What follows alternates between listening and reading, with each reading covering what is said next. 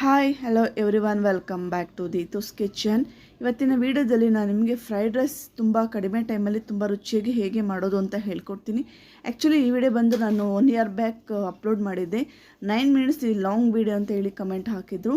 So ಅವರಿಗೋಸ್ಕರ ಅದೇ video ನಾನು ಶಾರ್ಟ್ ವಿಡಿಯೋ ಮಾಡಿ ಹಾಕ್ಕೊಳ್ತಾ ಇದ್ದೀನಿ. ಬನ್ನಿ ಈಸಿಯಾಗಿ ಫ್ರೈಡ್ ರೈಸ್ ಹೇಗೆ ಮಾಡೋದು ಹೇಳ್ಕೊಡ್ತೀನಿ.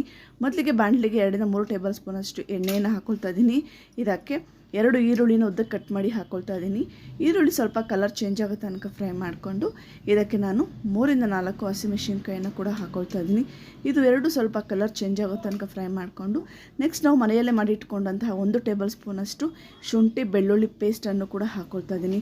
ಇದನ್ನು ಸ್ವಲ್ಪ ನೀವು ಮೀಡಿಯಮ್ ಫ್ಲೇಮ್ ಇಟ್ಕೊಂಡು 3 ಚೆನ್ನಾಗಿ ಫ್ರೈ ಮಾಡ್ಕೋಬೇಕಾಗತ್ತೆ. ನೆಕ್ಸ್ಟ್ ಇವಾಗ ಇದಕ್ಕೆ ನಾವು ಒಂದೊಂದೇ ತರಕಾರಿಗಳನ್ನು ಹಾಕ್ಕೊಳ್ತಾ ಇದ್ದೀನಿ. ನಾನಿಲ್ಲಿ ಮೊದಲಿಗೆ 1 ಕಪ್ಪಷ್ಟು ನಾನಿಲ್ಲಿ ಹುಳ್ಳಿಕಾಯಿಯನ್ನು ಹಾಕ್ಕೊಳ್ತಾ ಇದ್ದೀನಿ. ನಿಮ್ಮ ಮನೆಯಲ್ಲಿ ಏನು ತರಕಾರಿ ಇದೆ ಅದೇ ಹಾಕಿ ಮಾಡಿ, ತುಂಬ ಚೆನ್ನಾಗಿರುತ್ತೆ.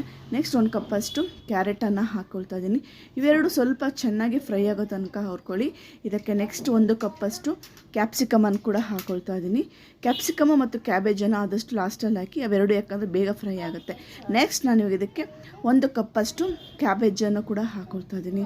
ಕ್ಯಾಬೇಜ್ ತಿನ್ನಲ್ಲ ಅಂತ ಅಂದವ್ರು ಸ್ಕಿಪ್ ಮಾಡಿ, ಬಟ್ ಫ್ರೈಡ್ ರೈಸ್ಗೆ ಕ್ಯಾಬೇಜ್ ತುಂಬ ಇಂಪಾರ್ಟೆಂಟ್, ಅದು ಒಳ್ಳೆ ಟೇಸ್ಟ್ ಕೊಡುತ್ತೆ. ನೋಡಿ ಈ ರೀತಿ ಕ್ಯಾಬೇಜನ್ನು ಹಾಕೊಂಡ್ಮೇಲೆ ಚೆನ್ನಾಗಿ ಫ್ರೈ ಮಾಡ್ಕೋಬೇಕಾಗತ್ತೆ. ನೋಡಿ ಈ ರೀತಿ ಈ ಟೈಮ್ ಬೇಕಾದ್ರೆ ನೀವು ಮೀಡಿಯಮ್ ಟು ಹೈ ಫ್ಲೇಮ್ ಇಟ್ಕೊಂಡು ಚೆನ್ನಾಗಿ ಫ್ರೈ ಮಾಡ್ಕೊಳ್ಳಿ.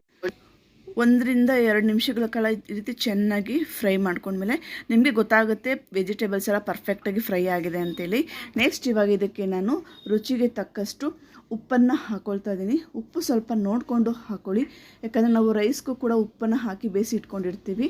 ನೋಡಿ ಈ ರೀತಿ ಚೆನ್ನಾಗಿ ಉಪ್ಪನ್ನು ಹಾಕಿದ್ಮೇಲೆ ಚೆನ್ನಾಗಿ ಮಿಕ್ಸ್ ಮಾಡ್ಕೋಬೇಕಾಗುತ್ತೆ. ನೋಡಿ ಈಗ ಪರ್ಫೆಕ್ಟಾಗಿ ರೆಡಿ ಇದೆ. ನೆಕ್ಸ್ಟ್ ಇವಾಗ ಇದಕ್ಕೆ ನಾನು 1 ಟೇಬಲ್ ಸ್ಪೂನಷ್ಟು ಧನಿಯಾ ಪುಡಿಯನ್ನು ಹಾಕ್ಕೊಳ್ತಾ ಇದ್ದೀನಿ. ಹಾಗೆ ಇದರ ಜೊತೆಗೆ ನಾನು 1 ಟೇಬಲ್ ಸ್ಪೂನಷ್ಟು ಗರಂ ಮಸಾಲೆಯನ್ನು ಕೂಡ ಹಾಕ್ಕೊಳ್ತಾ ಇದ್ದೀನಿ.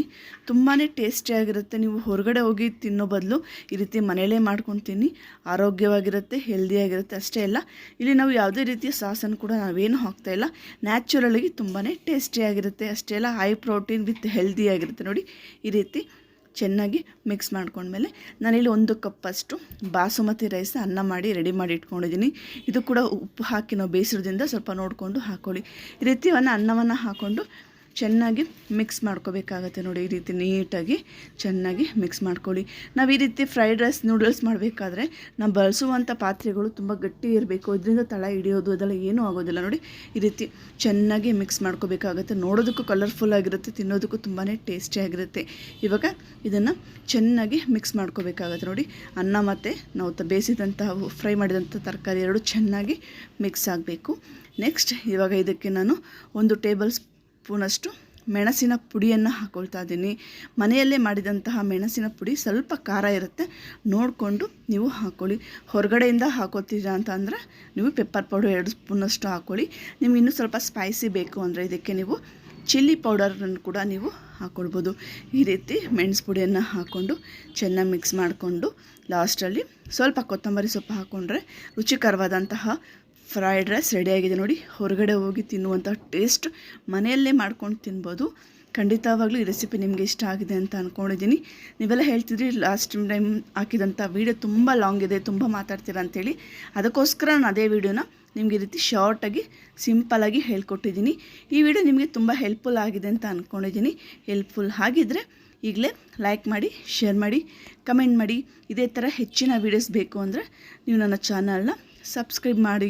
ನೋಡಿ ರುಚಿಕರವಾದಂತಹ ಫ್ರೈಡ್ ರೈಸ್ ಮಳೆಗಾಲದಲ್ಲಂತೂ ಈ ರೀತಿ ಮಾಡ್ಕೊಂಡು ತಿಂತಾದರೆ ಮತ್ತಷ್ಟು ತಿನ್ನೋಣ ಅನಿಸುತ್ತೆ ಅಲ್ವಾ. Okay bye, thanks for watching. Please subscribe Deethu's kitchen.